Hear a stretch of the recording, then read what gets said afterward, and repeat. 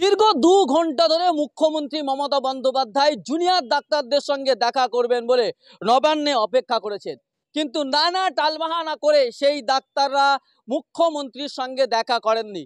তারা বারবার বলছে যে আমাদের লাইভ স্ট্রিমিংয়ের মাধ্যমে এই আলোচনা করতে হবে, কিন্তু মুখ্যমন্ত্রী বললেন এটা কোর্ট ম্যাটার রয়েছে, যেহেতু সুপ্রিম কোর্ট দেখছে এবং সিবিআই ইনভেস্টিগেশন করছে, বলে এটা লাইভে নিয়ে আসা সম্ভব নয়। প্রয়োজনে আমরা রেকর্ডের ব্যবস্থা করেছিলাম, কিন্তু জুনিয়র ডাক্তাররা নানা টালবাহানা করে সেই বৈঠকে তারা যাননি।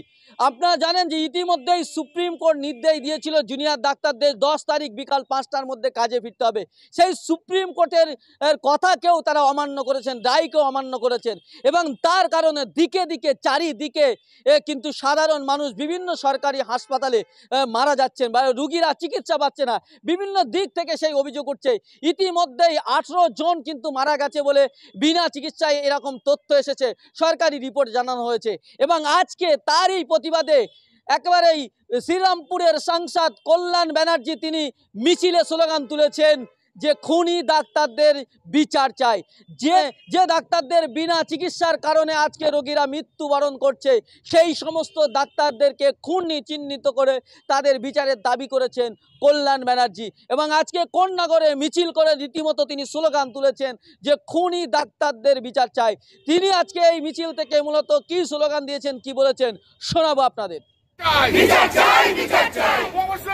গরিব মানুষ প্রফেশনাল খুনি ডাক্তারদের বিচার চাই, খুনি ডাক্তারদের বিচার চাই, গরিব মানুষ মেরে দেওয়ার খুনি ডাক্তারদের বিচার চাই, গরিব মানুষ মেরে দেওয়ার খুনি ডাক্তারদের বিচার চাই, গরিব মানুষ মেরে দেওয়ার খুনি ডাক্তারদের বিচার চাই। বঙ্গ জাগরণ মঞ্চ থেকে আমরা এই আজকে প্রতিবাদের মিছিল বার করছি। বিক্রমের মৃত্যু মেডিকেল নেগলিজেন্সের জন্য বিক্রমের মৃত্যু হয়েছে, ক্লিয়ার কাট কেস, অতএব তার বিচার চাই। যেমন তিলোত্তমারও আমরা বিচার চাইছি, তেমনি এই বিচারও আমরা চাইছি। কেন পশ্চিমবাংলায় এতদিন ধরে ডাক্তাররা এভাবে স্ট্রাইক করে আজকে এতগুলো লোকের মৃত্যু হলো? শুধু তো বিক্রম বা এ নয়, আরও হয়েছে 28 থেকে 30 জন। কেন তাদের অবহেলার জন্য মৃত্যু হবে?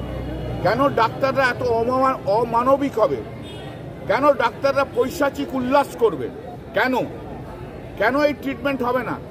বরঞ্চ আমরা যখন এটা বলেছি এর আগের দিন আমি, তখন ডাক্তারদের থেকে একটা স্টেটমেন্ট করা হয়েছে যে না ওকে ট্রিটমেন্ট করা হয়েছিল 3 ঘন্টা ধরে।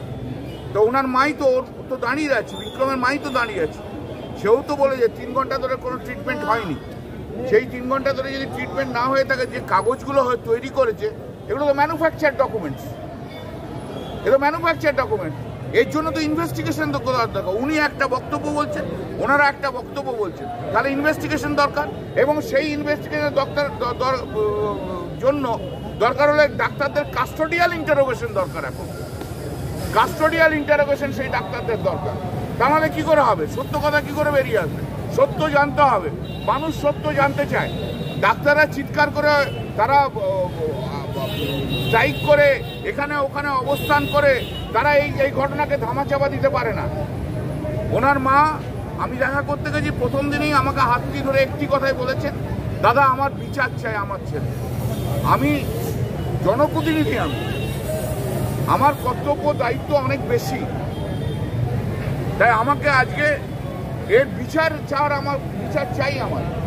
আমি অনুরোধ করব সরকারের কাছে যে ওনার মা যে উত্তরপাড়া থানাতে যে এফআইআর করেছে, সেই এফআইআর ভিত্তিতে এবারে ইনভেস্টিগেশন হোক। 7-8 দিন হয়ে গেছে, প্রিলিমিনারি ইনভেস্টিগেশন তো কমপ্লিট হওয়ার কথা। এরপর দরকার হলে কাস্টোডিয়াল ইন্টারোগেশন হোক। কেন হবে না? ডাক্তার তো আর সেপারেট ক্লাস নয়। যদি মেডিকেল নেগলিজেন্সের জন্য মৃত্যু হয়, তার জন্য ফৌজদারি বিধি রয়েছে, অতএব সেই বিধি অনুযায়ী এগোনো উচিত। এরকম করলে হবে না, ধামাচাপা দিলে হবে না, ধামাচাপা চলবে না। আমরা এর বিচার চাই, বিচার দিতে হবে। তিলোত্তমারও বিচার চাই, বিক্রমেরও বিচার চাই, আরও যারা মেডিকেল নেগলিজেন্সের জন্য মারা গেছে তাদেরও বিচার চাই। ডাক্তার বলে এই নয়, যদি ডাক্তার যদি খুনি হয়ে থাকে তাকেও ঢুকতে হবে। ঠিক আছে। তা আমার সে তো জুনিয়র ডাক্তারদের সঙ্গে বৈঠক, যারা সরকার করছে সরকার বলবে, আমি সেখানে কোনো বলা বলিনি। এখন কি হবে না হবে তার সঙ্গে যে ক্রিমিনাল অ্যাক্ট হয়ে গেছে তার সঙ্গে তো কোনো কম্প্রোমাইজ করা যাবে না। এর বিচার করতেই হবে, বিচার দিতেই হবে। আর যে ডাক্তাররা সুপ্রিম কোর্ট বলার পরও কাজে যোগদান করলো না, তাদের মানসিকতা খুব পরিষ্কার। তারা তাদের ইগো, তাদের গো নিয়ে চলছে। তারা বাংলার মানুষের সেবা করতে আসেনি, পরিষেবা দিতে আসেনি। এরা ডাক্তার হওয়ার আনফিট। যারা 1 মাসের ওপর ধরে স্ট্রাইক করে ট্রিটমেন্ট দেয়নি, তাদের ডাক্তার হওয়া করা উচিত নয়। আমি সরকারের কাছে আবেদন করব যে এদেরকে ডাক্তারি পরীক্ষায় বসতে দেওয়া উচিত নয়। এই ডাক্তারি এই স্ট্রাইক অবৈধ স্ট্রাইক।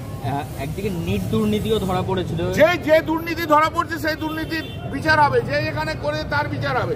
কিন্তু তা বলে এই নয় ডাক্তাররা যে অমানবিক কাজ করেছে, ডাক্তাররা যে স্ট্রাইক করেছে তা অসাংবিধানিক, মানুষের জীবন নিয়ে খেলা। ভারতবর্ষের সংবিধানের 21 ধারাকে লঙ্ঘিত করা হয়েছে। অতএব এর বিচার চাই।